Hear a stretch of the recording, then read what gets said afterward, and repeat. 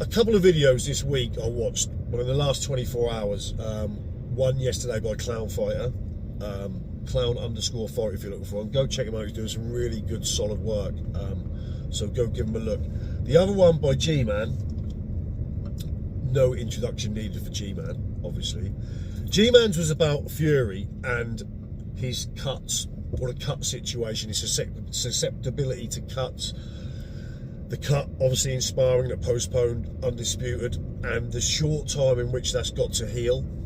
And then Clown's was about Usyk and the body shots and the sort of low blow, his susceptibility to body shots.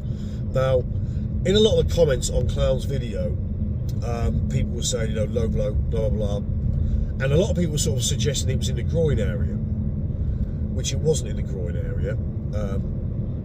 And a lot of people saying it was in the cup. It wasn't in the cup, it was in the protector. The cup and the protector are all one piece, but the cup area has stitching around the cup area.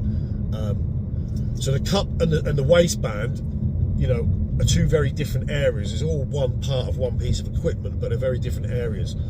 So there's a lot of debate in those comments. Now, the shot that Joshua landed, no one really is disputing that. Excuse me. But the Dubois one was a matter of much controversy. And the difference being in these shots, being legal and illegal, yes, we know the rule. The rule is on or below the waistband, on or below the navel, it is technically, is illegally low, is a foul. But if you look at the Dubois one, now,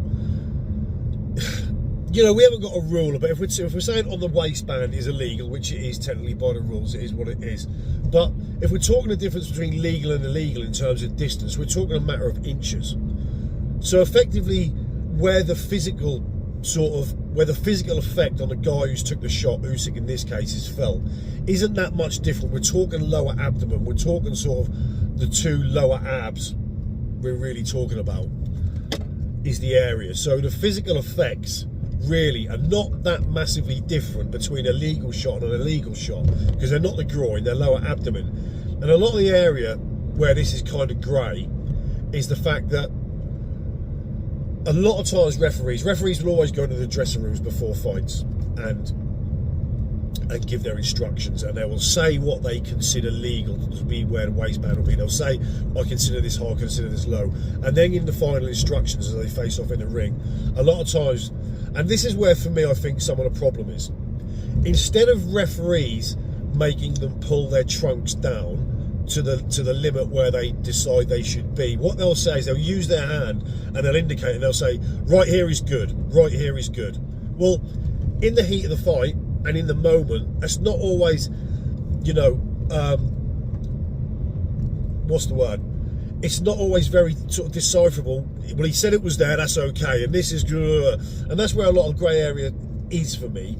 If referees would make each fighter pull their trunks to where they consider to be the legal limit, so that if a shot lands on the band, that band's in the right area. So if any shot that lands on that band is low, cuts out all the grey area. But instead they'll use their hand and they'll say here is fine. Well, that leaves a massive grey area and a large room for debate and controversy. Now, people suggesting like Usyk is weak around the body. I don't think weak's the right word. I don't think it's weak. I think Usyk is susceptible to the effects of a body punch, but I don't think it necessarily means he's weak. But I see that certainly the fact he is susceptible to a well-placed and a well-timed body shot. I think the one against Joshua was one of the few times Usyk had his body position wrong and was in the wrong place when he took that shot. If you look at Joshua, as soon as that shot is low and Usyk doubles over, complaining it's low, showing the effects it is low, Joshua has a look, and Clown pointed this out in his video. If you look at the replay, Joshua has a really oh shit look on his face of concern, like, am I going to lose a point? Is that going to be deemed a foul? Which it was, obviously. And he's certainly worried. Now, against Dubois, look, on the band, is 9 times out of 10, I suppose, going to be given low, if we're going to go by the rules, technically. But Right, because of Usyk's universal sort of the universal love for Usyk and the universal respect and recognition Usyk's got now has kind of engineered him into a position, you know, whether it be by design or organic, that so when the shot lands against Dubois, he automatically doubles over and complains it's a low shot. Now, I have the feeling now that if there's a shot that's debatable, but could at least 50% of the time be given as legal, I think if Usyk now complains that it's low, I think because of the regard that Usyk is felt in, the referee is probably going to call it low. So, as much as I think Usyk is susceptible to the body, I think we all know that, I think we've all seen that.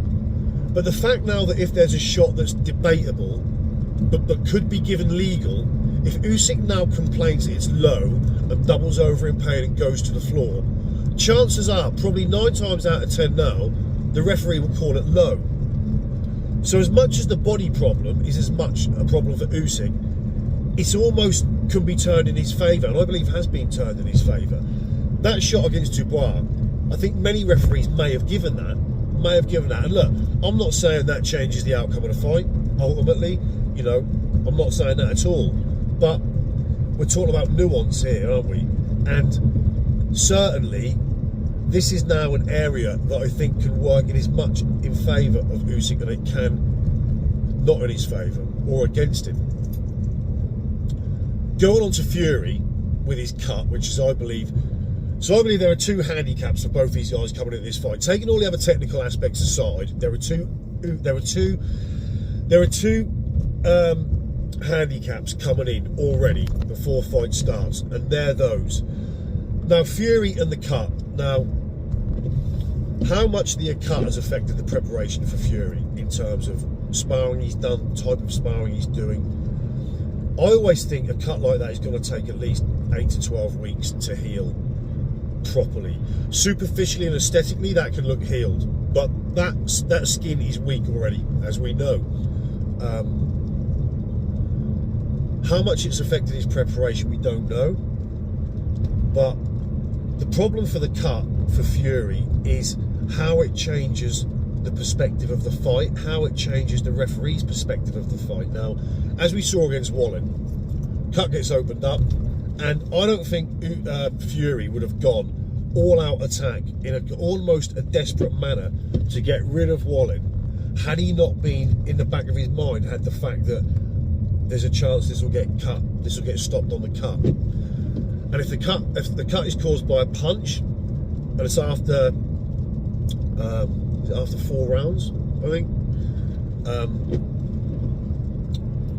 it's a fight losing situation, isn't it? So if this cut opens, and I'm pretty confident it will. And there was a lot of talk at the time saying that, yeah, it's not realistic to target the cut. That's just not realistic. I don't essentially agree with that, and this is why. The surface area of the glove is quite big, as you know.